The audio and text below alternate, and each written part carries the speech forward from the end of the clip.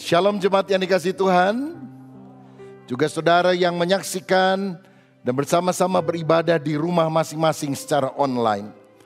Hari ini kita bersyukur karena kita bisa memulai ibadah on-site di gedung gereja walaupun dalam jumlah yang sangat terbatas untuk para pelayan Tuhan. Tapi saya percaya kita yang datang sehat, pulangnya juga sehat. Bahkan kalau ada yang sakit disembuhkan oleh Tuhan. Hari ini saya akan menyampaikan firman dengan judul Bahagia di Tengah Problema. Yakobus 1 ayat 2-4 berkata demikian. Saudara-saudaraku, anggaplah sebagai suatu kebahagiaan apabila kamu jatuh ke dalam berbagai-bagai pencobaan. Sebab kamu tahu bahwa ujian terhadap imanmu itu menghasilkan ketekunan.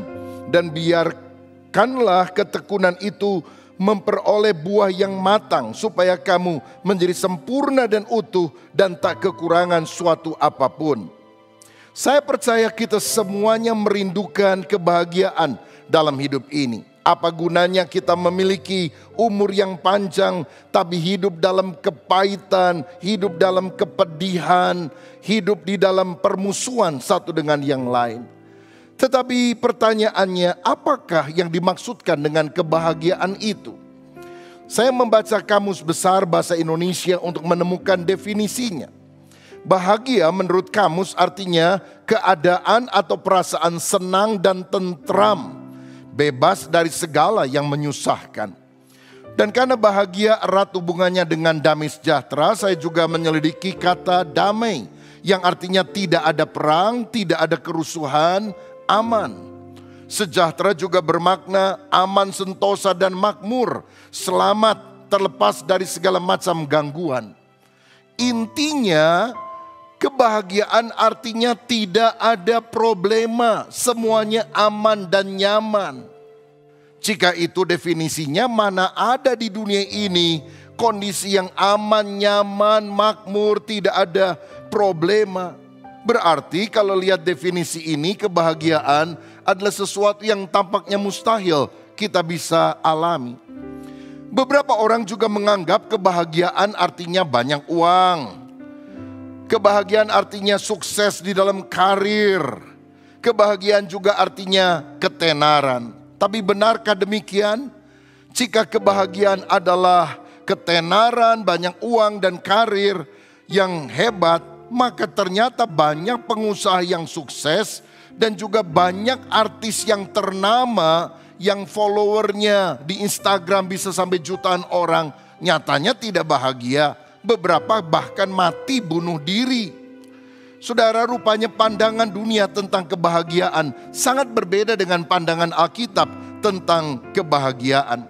Kalau dunia menganggap kebahagiaan adalah tidak ada masalah, justru Alkitab memandang kita masih bisa tetap berbahagia ketika ada problema bila kita melihat kesulitan adalah proses untuk membentuk karakter kita menjadi lebih serupa seperti Kristus. Alkitab tadi berkata, anggaplah sebagai suatu kebahagiaan kalau kamu jatuh ke dalam berbagai-bagai pencobaan. Karena itu akan menghasilkan ketekunan dan itu akan menyempurnakan engkau. Engkau akan memiliki buah yang matang. Dari ayat ini saya memahami bahwa ternyata yang penting dalam hidup ini bukan apa yang terjadi kepada kita. Masalah-masalah luar yang datang mendera kita misalnya. Tetapi yang penting adalah respon kita terhadap apa yang terjadi. Bukan luarnya tapi dalamnya. Responnya, sikapnya, reaksinya. Aksi yang negatif boleh saja datang, tapi reaksinya harus selalu positif. Habakuk pernah berkata, sekalipun pohon ara tidak berbunga, pohon anggur tidak berbuah, hasil pohon zaitun mengecewakan, kambing domba terhalau dari kurungan, tidak ada lembu sapi dalam kandang. Namun aku akan beria-ria di dalam Allah yang memberikan kekuatan kepadaku. Orang yang kebahagiaannya ditentukan oleh hal-hal luar lahiriah, ketika dia melihat semuanya berjalan secara negatif, dia pasti akan kehilangan kebahagiaan.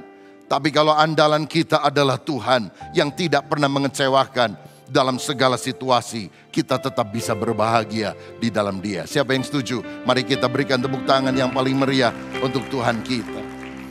Teringatlah saya seorang hamba Tuhan namanya Matthew Henry. Satu kali dia pergi ke kota untuk membeli buku rohani. Waktu dia mau bayar, dia kaget ternyata dompetnya dicopet orang.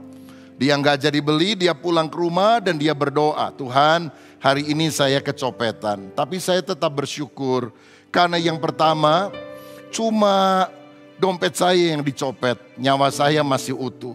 Kedua, saya bersyukur karena baru sekali saya kecopetan, nggak terus-terusan. Dan yang ketiga yang paling saya syukuri, untung saya yang dicopet, bukan saya yang jadi tukang copetnya. Artinya apa? Aksi yang negatif bisa datang, tapi pilihan yang dia buat adalah respon yang baik. Perkara-perkara yang datang di luar tidak menyenangkan, tetapi aku memilih untuk tetap bersyukur, bersukacita di dalam segala keadaan. Karena itulah di dalam Filipi 4 ayat 4 Paulus berkata, bersukacitalah senantiasa di dalam Tuhan. Sekali lagi kukatakan kepadamu, bersukacitalah. Saudara tahu pada waktu dia ngomong sukacita ini, dia bukan sedang berada di pinggir pantai sambil santai dan makan sate. Tapi dia berada di dalam penjara karena pemberitaan Injil. Tapi kenapa dia bisa berkata bersukacitalah walaupun kondisinya tidak nyaman? Karena ayat 7 dia bilang damai sejahtera Allah yang melampaui segala akal akan memelihara hati dan pikiranmu dalam Yesus Kristus. Kalau dipikir secara logika nggak masuk akal. Masa situasi seperti ini bisa damai, bisa sukacita, bisa bahagia. Tapi kalau kita selalu memandang kepada Tuhan, melihat perkara yang kekal, ada damai di tengah badai yang Tuhan berikan kepada kita. Yesus menghayati betul kebenaran ini. Karena ketika dia sedang berada di dalam perahu bersama dengan murid-muridnya, diterpa oleh angin badai yang luar biasa. Yang lain ketakutan hampir mati, berteriak menjerit-jerit. Apa yang dilakukan oleh Yesus? Dia tidur di buritan. Saudara, ini bukan damai karena tidak ada badai. Ini damai di tengah badai. Kenapa Yesus bisa tidur? Karena dia tahu Bapa Surgawi memelihara dia dengan sempurna. Kalau belum waktunya Tuhan, saya mau katakan selembar rambut tidak akan jatuh dari atas kepala kita. 1000 bisa rebah di sebelah kiri, 10.000 rebah di sebelah kanan. Kita akan tetap berdiri oleh anugerah Tuhan. Saudara, kita harus percaya Bapa Surgawi mengendalikan semuanya. Sehingga kita bisa tetap tenang, teduh, berbahagia di tengah badai kesulitan. Pertanyaan pentingnya sekarang bagi kita yang berada di dalam masa pandemi semacam ini. Bisakah kita berbahagia ketika krisis kesehatan karena COVID-19, ketika krisis ekonomi, ketika krisis sosial sedang melanda dan mencengkram dunia? Bagi dunia jawabannya tidak bisa. Karena bahagia artinya tidak ada problema. Dan itu sesuatu yang tidak mungkin. Tapi bagi kita anak-anak Tuhan, bisakah kita berbahagia di tengah masa pandemi ini? Jawabannya adalah tegas, ya.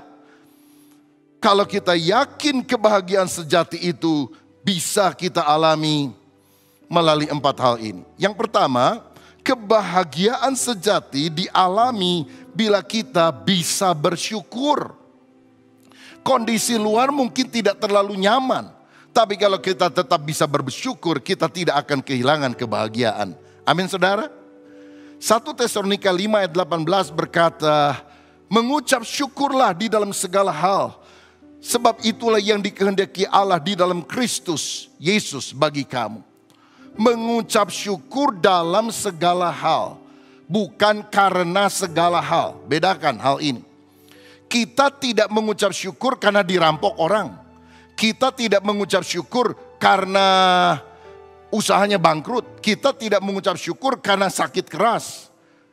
Kita mengucap syukur dalam segala kondisi. Walaupun saya sedang mengalami kesulitan, penyakit, tantangan, masalah. Dalam situasi itu, ketika aku tetap bergantung kepada Tuhan, aku tetap bisa bersukacita dan mengucap syukur. Saudara-saudara, orang yang bersyukur artinya bisa menerima situasi yang buruk tanpa kehilangan harapan. Ini seperti yang dialami Ayub ketika 10 anaknya mati, seluruh hartanya habis. Dia berkata, dengan telanjang aku keluar dari kandungan ibu, dan dengan telanjang pula aku akan kembali ke dalamnya. Tuhan yang memberi, Tuhan yang mengambil, terpujilah nama Tuhan. Dalam kesemuanya itu, Ayub tidak berbuat dosa dan tidak menuduh Allah berbuat yang kurang patut. Yusuf mengalami perlakuan tidak nyaman selama 13 tahun.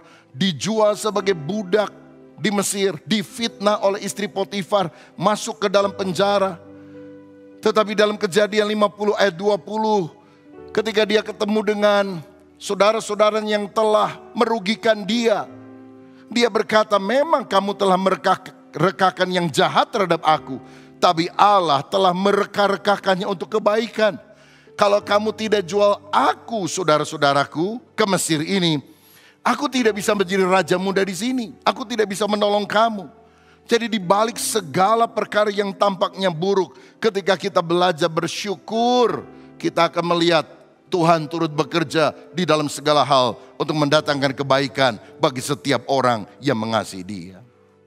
Orang yang bersyukur adalah orang yang tetap yakin bahwa ketika dia berjalan di dalam terowongan yang gelap sekalipun, dia yakin bahwa di ujung sana ada sinar yang akan menerangi. Ada masa depan cerah yang Tuhan masih siapkan. Saudara, orang yang bahagia itu bukanlah orang yang selalu tersenyum, selalu tertawa-tawa setiap hari. Tapi orang yang berbahagia adalah orang yang bisa menerima kenyataan yang pahit.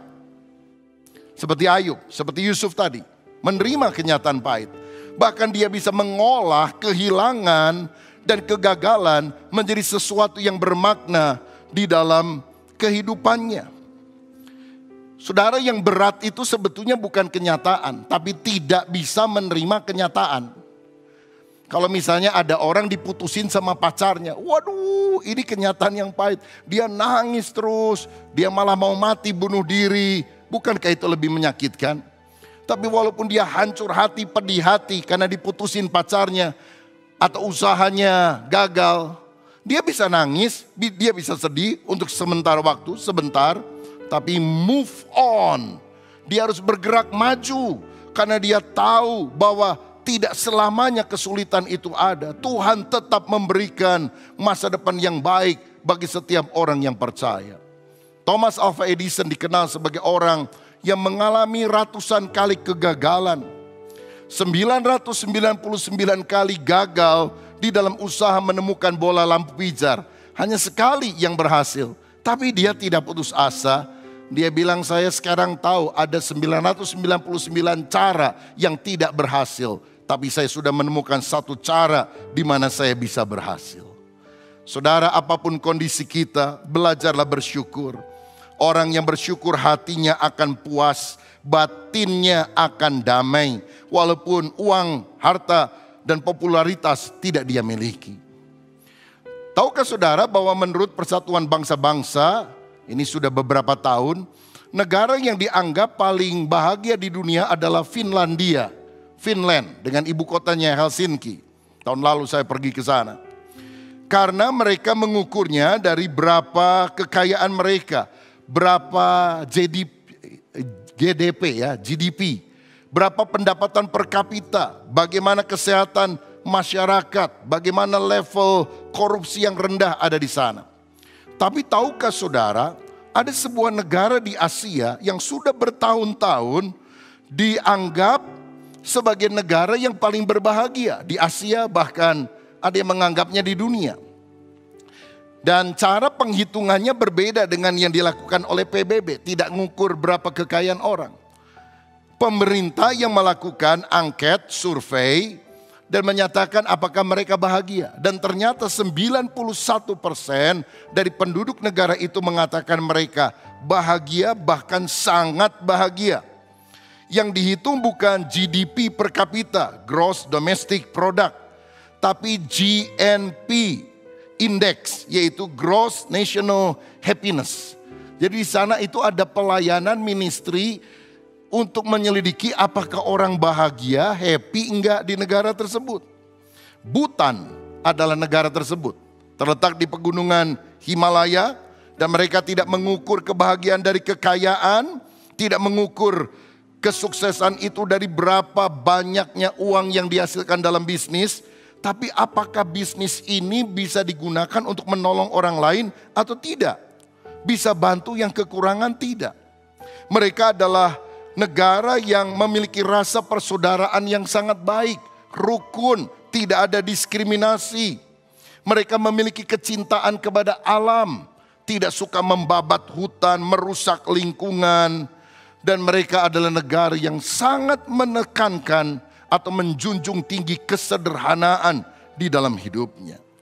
Dari sini saya belajar satu hal. Bahagia itu ternyata sederhana, jangan dibikin ribet.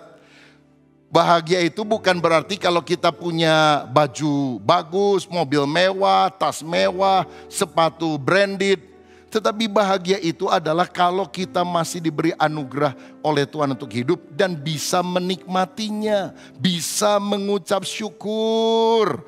Kalau hari ini kita bisa bernafas, masih bisa beribadah, memuliakan nama Tuhan, Tuhan baik. Belajarlah bersyukur kepada Dia, karena itulah kunci dari kebahagiaan. Siapa yang setuju dengan saya? Berikan kemuliaan yang paling meriah untuk Tuhan kita. Yang kedua, kebahagiaan sejati itu tetap kita bisa miliki bahkan di tengah problema bila kita bisa mencukupkan diri. Filipi 4 ayat 11 dan 12, Paulus berkata, "Kukatakan ini bukanlah karena kekurangan, sebab aku telah belajar mencukupkan diri dalam segala keadaan. Aku tahu apa itu kekurangan dan aku tahu apa itu kelimpahan. Dalam segala hal dan dalam segala perkara tidak ada sesuatu yang merupakan rahasia bagiku, baik dalam hal kenyang maupun dalam hal kelaparan."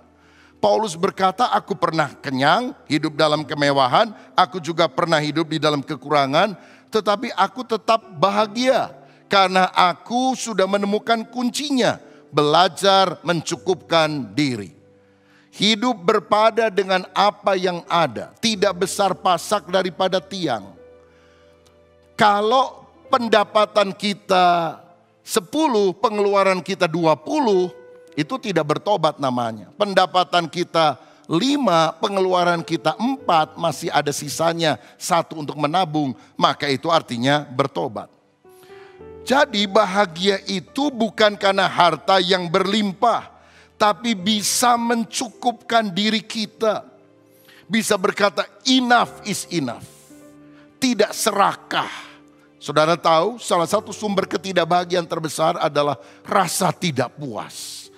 Walaupun gaji saudara 10 kali lebih besar daripada gaji temanmu, tapi kalau engkau merasa selalu tidak puas, serakah, engkau tidak akan pernah bahagia dalam hidup.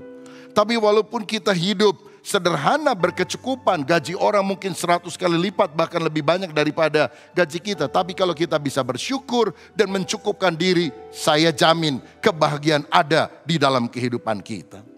Itu sebabnya berhentilah membandingkan diri dengan orang lain.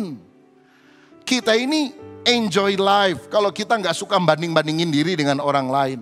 Tapi begitu kita membandingkan diri kita, aduh, kita rasa kenapa ya dia lebih kaya, lebih diberkati daripada saya. Jadi kalau saudara yang suka mengamat-ngamati Facebook orang lain, Instagram orang lain, wah dia punya sepeda Brompton 100 juta, kok saya sepedanya karatan semua ya. Saudara sekalian, kalau kita pikir, wah orang lain kok sekarang ini masih bisa jalan-jalan ya, ada yang ke Bali, kemana. Saya udah 4 bulan terkurung di rumah. Mulai kita iri, itu sumber ketidakbahagiaan. Matiin itu Facebook, gak usah punya akun di Instagram kalau saudara hatinya model semacam itu. Jangan suka bandingkan diri kita dengan orang lain. Tiap orang punya berkat yang berbeda. Tiap orang juga punya masalah yang berbeda. Belajar mencukupkan diri dengan apa yang ada. Amin saudara. Nah hari-hari ini kita harus membedakan antara kebutuhan hidup dan gaya hidup. Kebutuhan hidup itu esensial. Misalnya makanan itu esensial, itu kebutuhan hidup. Tetapi gaya hidup, makan harus di restoran mewah, harus yang harganya mahal, maka itu adalah optional. Yang penting itu adalah yang esensi, bukan yang optional. Yang esensial itu yang harus ada, yang tidak boleh tidak ada. Tapi kalau yang optional, kalau ada boleh, kalau enggak juga enggak apa-apa. Saya rasa hari-hari ini kebutuhan makan, kalau kita bisa makan, bisa hidup, bisa bersyukur, itu esensial. Bangun rumah, gedein pabrik, itu optional. Tidak harus dikerjakan pada masa ini. Saudara-saudara, kan itu mari kita belajar hidup hemat, belajar menabung dari apa yang ada. Saya percaya bahwa penghasilan kita akan selalu bisa mencukupkan kebutuhan hidup kita, tapi tidak akan pernah bisa mencukupi gaya hidup kita. Alkitab berkata, Filipi 4 ayat 19, Allahku akan memenuhi segala keperluanmu menurut kekayaan kemuliaannya di dalam Kristus Yesus. Kalau itu keperluan, kebutuhan, Tuhan akan supply dengan kayanya, dengan limpahnya dari sorga.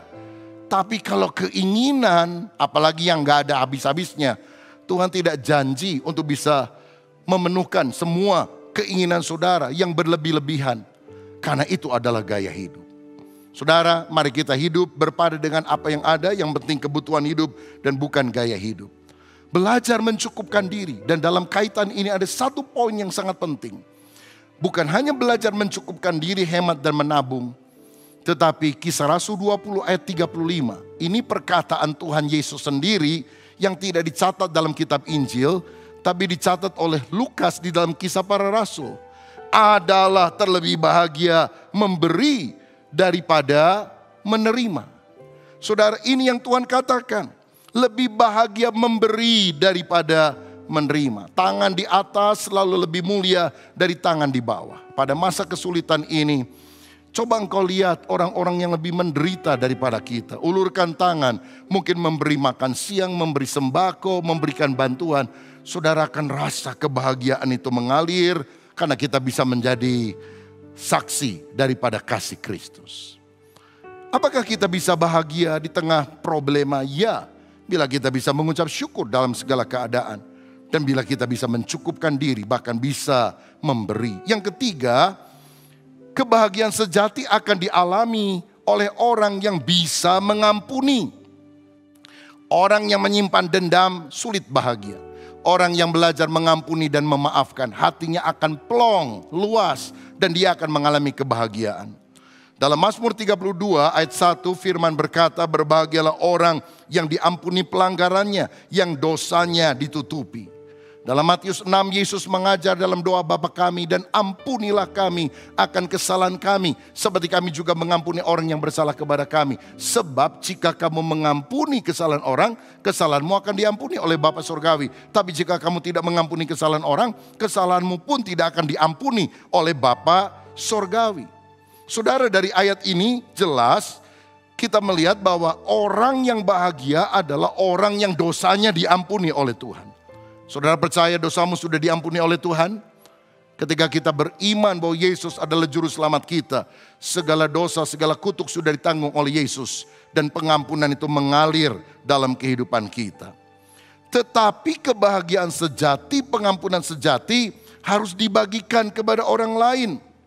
Dan wujudnya bahwa kita benar-benar diampuni Tuhan adalah kalau kita dimampukan untuk mengampuni orang lain. Dengan kata lain, kalau kita tidak mau mengampuni orang lain, itu adalah tanda yang jelas bahwa kita tidak pernah menerima kasih Allah.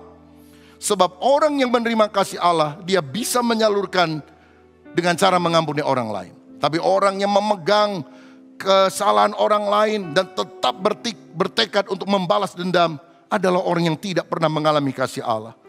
Karena Roma 5 ayat 5 berkata, karena kasih Allah telah dicurahkan di dalam hati kita oleh Roh Kudus yang telah dikaruniakan kepada kita. Jadi kalau Roh Kudus menjamah kita, wujud yang paling nyata adalah kasih Allah akan mengalir dalam hidup ini. Apa cirinya orang penuh Roh Kudus? Apa cirinya orang benar-benar lahir baru? Bukan sekedar berbahasa roh, saudara. Tetapi Alkitab berkata, kasih Allah dia alami dan kasih Allah dia bisa salurkan kepada orang lain. Jadi kalau engkau masih menyimpan dendam, tidak mengampuni orang lain, Jangan-jangan itu adalah tanda yang jelas bahwa engkau sendiri tidak pernah diampuni oleh Tuhan. Tidak pernah menerima kasih Allah. Tidak pernah lahir baru. Saudara, bukalah hatimu supaya Tuhan sungguh menjamah dan mengubah hidup kita. Dalam Matius 18, Yesus memberikan sebuah perumpamaan. Ada seorang raja yang melihat ada hambanya yang berutang 10.000 talenta. Tapi karena belas kasihan dia mengampuni. Tetapi ketika hamba ini dibebaskan dan dia lihat ada temannya yang hutang 100 dinar saja. Dicekek, dimasukkan dalam penjara sampai dia bisa melunasinya. Sehingga raja itu menjadi sangat marah dan menangkap orang itu. Dan orang itu disiksa oleh para algojo. Saudara tahu menurut kamus Alkitab 1 talenta itu 6.000 dinar. Pada upah orang kerja sehari pada waktu itu cuma 1 dinar. Jadi kalau setahun itu 300 hari kerja, berarti 6.000 dinar dibagi 300 dinar sama dengan 20 tahun kerja. 1 talenta adalah upah orang kerja 20 tahun. Kalau 10.000 talenta, upah orang kerja berapa tahun? 20 dikali 10.000, 200.000 tahun. Jadi kalau dia kerja rodi untuk melunasi hutangnya harus 200.000 tahun. Gak mungkin artinya, karena gak ada orang yang hidup sepanjang itu. Kenapa Tuhan pakai contoh ekstrim ini? Dia ingin menunjukkan dosamu begitu banyak, tidak mungkin diampuni oleh amal kebaikanmu. Tapi aku mengampuni kamu karena anugerah, karena kasih karunia. Tapi ketika kita lihat ada orang yang cuma utang 100 dinar, mungkin upah orang kerja hanya 4 bulan, kita masukkan di dalam penjara. Bukankah kita orang yang sangat jahat? Jadi kalau kita tidak mau mengampuni kesalahan orang lain, kita adalah orang yang tidak sadar betapa banyaknya dosa kita yang telah diampuni oleh Tuhan. Sehingga dia disiksa oleh para algojo. Orang yang menyimpan kepahitan, dendam tidak akan pernah bahagia. Dia akan gelisah, dia akan sakit-sakitan. Benci sama tetangga, bisa migrain. Berantem sama mertua, bisa sakit jantung. Suka jelek-jelekin pendeta, bisa kanker. Bahaya saudara sekalian. Karena itu kalau saudara mau bahagia, belajarlah memberi maaf. Belajarlah melepaskan pengampunan. Bahagia terjadi bukan karena kita tidak pernah bertemu dengan orang yang menjengkelkan dan mengecewakan. Tapi bisa memaafkan mereka. Manusia sulit itu makin lama makin banyak. Pernah ketemu orang sulit? Saudara baik sama dia, dia jahat sama saudara. Saudara doain dia, dia fitnah kita. Sampai kita bingung, ini orang maunya apa? Dan kita pikir ini alat setan ini. Tapi ternyata dia, manusia sulit itu bukan alat setan. Alat Tuhan. Untuk membentuk karakter kita supaya lebih sabar, lebih pemaaf, lebih mengampuni orang yang bersalah kepada kita. Dan biasanya manusia sulit di mana-mana cirinya sama. Panjang umur, saudara. Sehingga kita cukup lama bersama dengan dia di atas muka bumi. Lalu mungkin saudara berkata, Tuhan kenapa orang model gini gak mati-mati ya? Yang baik-baik kok cepat mati, yang jengkel ini panjang umur. Karena dia alat Tuhan untuk memproses kita. Supaya karakter kita yang tidak baik disingkirkan. Karena kita belajar berespon yang positif. Yesus, saya tahu dia orang yang paling bahagia di dunia. Tapi ketika dia disalib, dia belajar mengampuni orang yang menyalibkan dia. Bapa, ampunilah mereka. Karena mereka tidak tahu apa yang mereka perbuat. Bahkan orang yang menderita bagi Kristus bukanlah orang yang tidak berbahagia. Para rasul ketika dianiaya dan kemudian diancam untuk tidak bisa memberitakan Injil lagi. Mereka pulang setelah dilepaskan dan Alkitab berkata, mereka bergembira karena mereka dianggap layak menderita bagi Kristus. Respon kita seperti Yesus miliki, ampunilah mereka. Saudara, kalau ada kepahitan dalam hatimu, tinggalkan.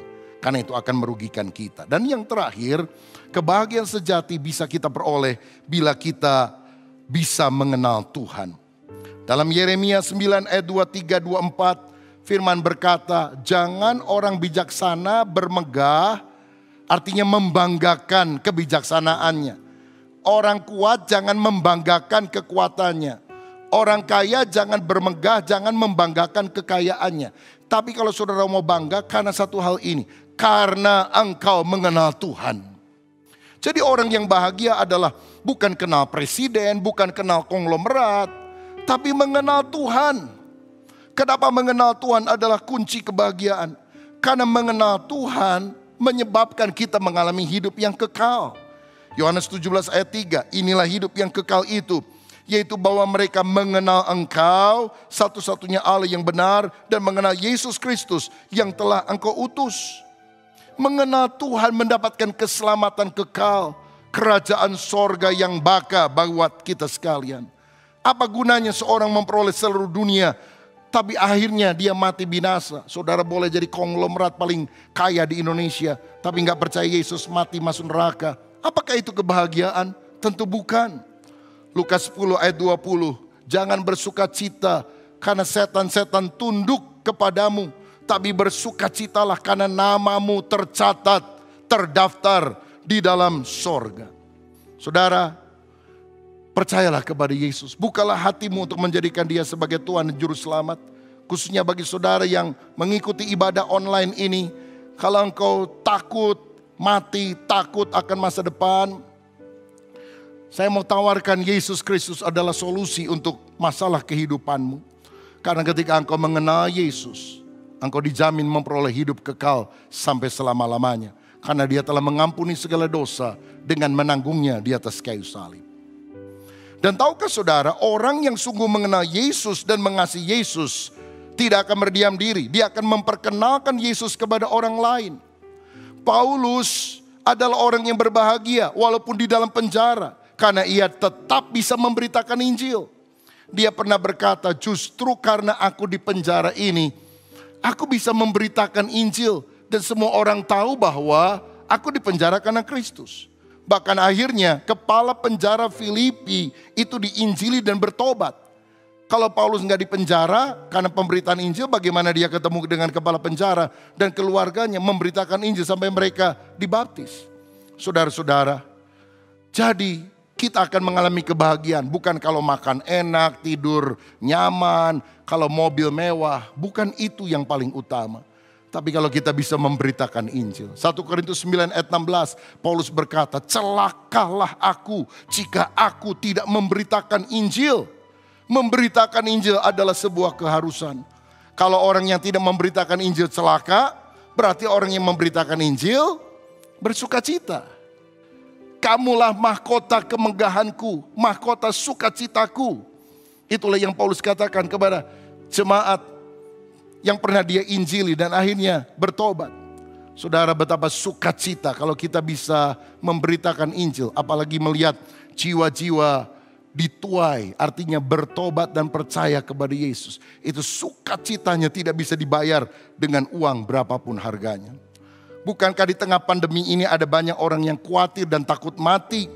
Mereka membutuhkan kabar baik, dan kabar baik hanya datang dari Injil Yesus Kristus. Maukah saudara menjadi orang yang paling bahagia di dunia? Kenallah Yesus dan perkenalkanlah Yesus kepada banyak orang. Saya percaya kebahagiaan sejati akan kita alami. Yang pertama, kalau kita bisa bersyukur. Yang kedua, kalau kita bisa mencukupkan diri dalam segala keadaan. Yang ketiga, kalau kita bisa mengampuni orang yang bersalah kepada kita. Dan yang terakhir, kalau kita bisa mengenal Tuhan dan memperkenalkan Tuhan kepada banyak orang. Tuhan Yesus memberkati kita. Amin.